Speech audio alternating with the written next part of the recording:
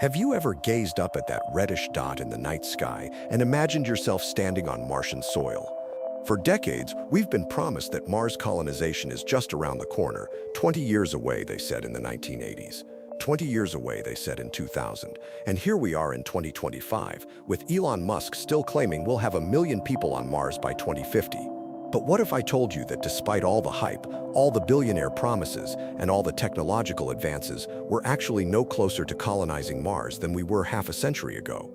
Today we're going to strip away the glossy marketing and dive deep into the harsh realities that make Mars colonization not just unlikely, but potentially impossible with any technology we can realistically envision.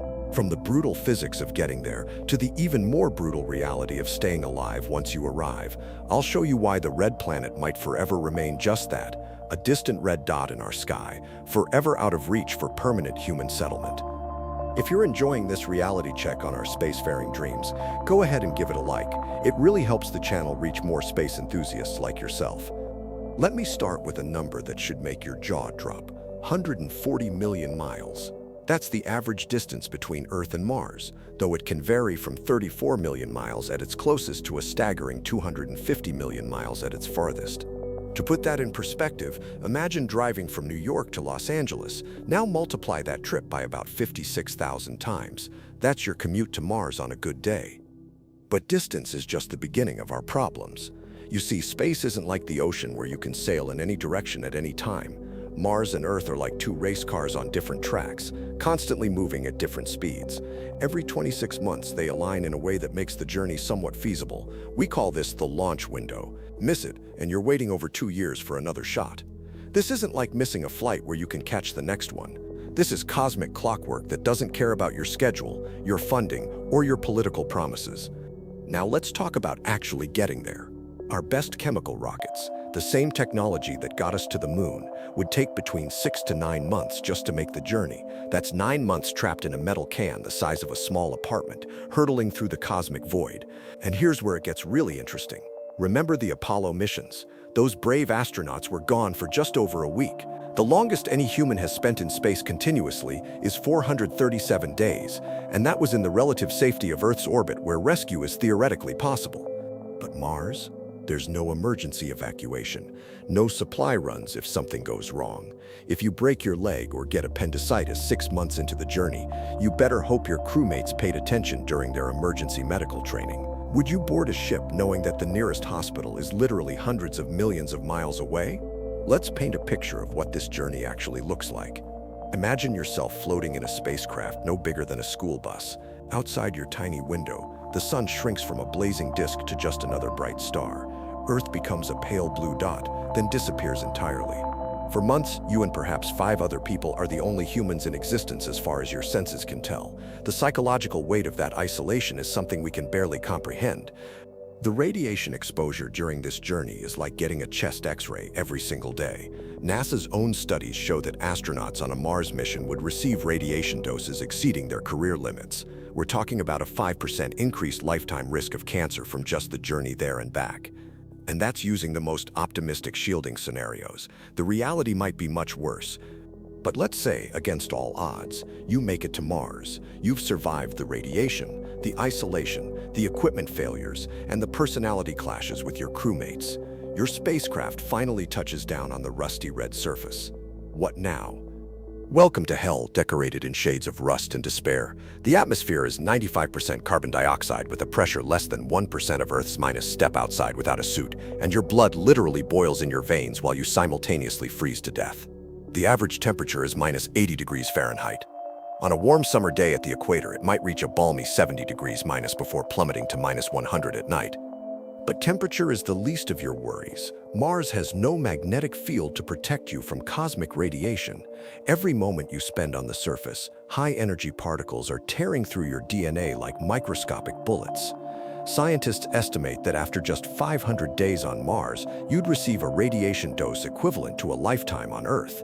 We're not talking about a sunburn here. We're talking about cellular damage that causes cancer, cataracts, and potentially even neurological degeneration. And then there's the dust. Oh, the dust. Martian dust isn't like the dust in your house. It's incredibly fine, finer than talcum powder, and it's everywhere. It's also highly oxidizing, essentially like a very mild bleach. This dust gets into everything, your equipment, your habitat, your lungs. The Apollo astronauts complained bitterly about lunar dust after just a few days. Now imagine dealing with even finer, more reactive dust for the rest of your life. But here's what really makes my blood run cold: the medical realities. On Earth, if you break a bone, you go to the hospital. On Mars, you better hope someone in your crew remembers their field medicine training. Need surgery? Hope you trust your geologist buddy with a scalpel. Dental emergency? Better learn to live with the pain or pull your own teeth. We take modern medicine for granted, but on Mars, a simple infection could be a death sentence. Think about this for a moment. Have you ever gone camping for a week and gotten sick of it? The bugs, the discomfort, the lack of proper facilities? Now imagine that camping trip lasts forever. It's 100 degrees colder, you can never take off your spacesuit outside, and there's no going home, ever. Let's talk resources.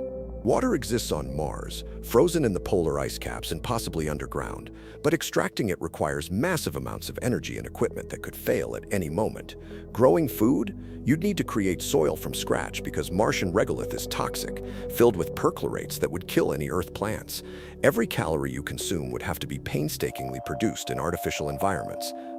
The first colonists would essentially be subsistence farmers with PhDs, spending most of their waking hours just trying to stay alive. Forget about building a thriving civilization. You'd be lucky to grow enough potatoes to avoid starvation. And speaking of potatoes, remember The Martian?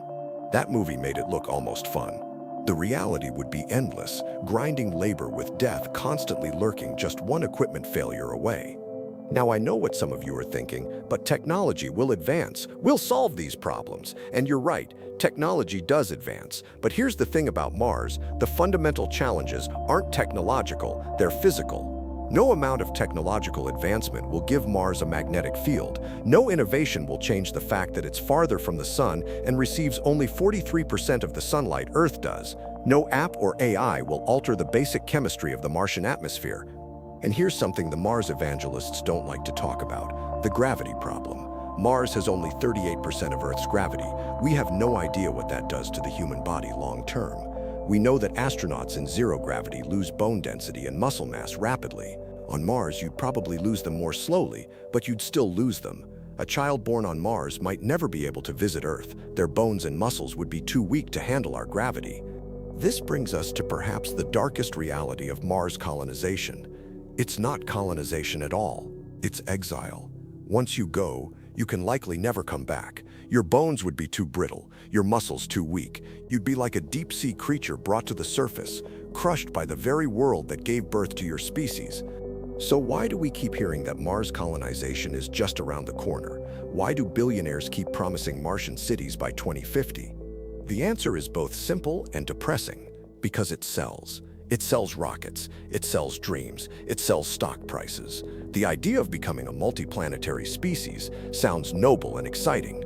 It makes great headlines and even better investment pitches. But the people making these promises aren't the ones who'll be dying of radiation poisoning in a frozen desert 140 million miles from home. Don't get me wrong. I'm not against Mars exploration. Sending robots, conducting science, learning about our cosmic neighbor, all of that is valuable and achievable. We've already done it successfully multiple times, but there's a massive gulf between sending a rover and sending a family to live there permanently. Here's a thought experiment that puts it all in perspective.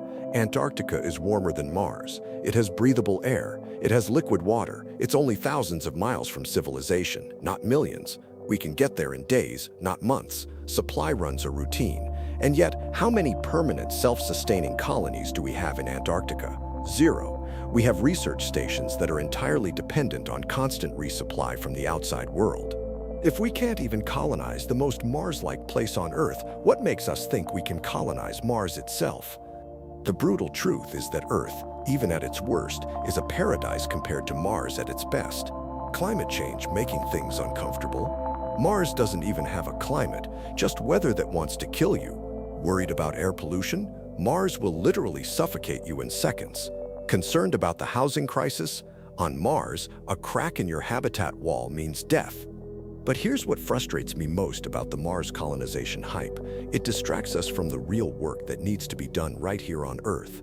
We have a perfectly good planet that just needs some maintenance. Instead of fantasizing about turning Mars into Earth, why not focus on keeping Earth from turning into Mars? Because here's the thing, we already live on the perfect planet for human life. It's got everything we need, the right temperature, the right atmosphere, the right gravity, protection from radiation, abundant water, and billions of years of evolution that has fine-tuned our bodies for this specific environment. The technology needed to keep Earth habitable is a fraction of what would be required to make Mars even temporarily survivable. Does this mean we should give up on space exploration? Absolutely not. There's incredible value in sending robotic missions to Mars and beyond. We can learn about planetary formation, search for signs of ancient life, and satisfy our deep human need to explore and understand our universe. But we need to be honest about the difference between exploration and colonization. The solar system is vast and full of wonders, but it's also hostile to human life in ways our Earth-evolved brains struggle to comprehend. Mars isn't humanity's backup plan. It's a death trap dressed in romantic notions of frontier spirit. The people who tell you otherwise are either naive about the science or cynical about their motivations. So where does this leave us as we push forward into 2025 and beyond? Perhaps it's time to let go of the 20th century dream of space colonization and embrace a different vision. One where robots and AI do the dangerous work of exploring hostile worlds while we focus on making our own world the best it can be. One where we appreciate the cosmic lottery win of living on Earth instead of fantasizing about escaping to a frozen, irradiated desert. What do you think? Are we being too pessimistic about Mars, or is it time to face the harsh realities of physics and biology? Share your thoughts in the comments below. I genuinely want to hear whether you think there's something we're missing, or if you agree that Mars colonization belongs in science fiction, not science fact. Thanks for watching, and if you want more reality checks on space exploration and science topics, hit that subscribe button.